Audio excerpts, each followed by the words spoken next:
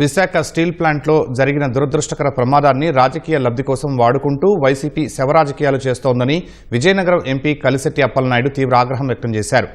నాడు LG polymers బాధితులను గాలికొదిలేసిన YCP నేడు స్టీల్ ప్లాంట్ ప్రమాదంపై శవరాజకీయాలు చేయటం సిగ్గుచేటన్నారు. కమిటీ నివేదిక రాగానే బాధ్యులు ఎంతటి వారైనా కఠినంగా శిక్షిస్తామని చెప్పారు.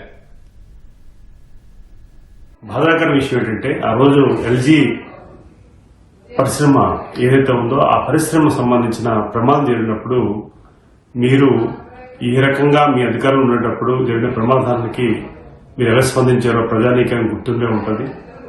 ప్రజలు కూడా గుర్తించుకున్నారు.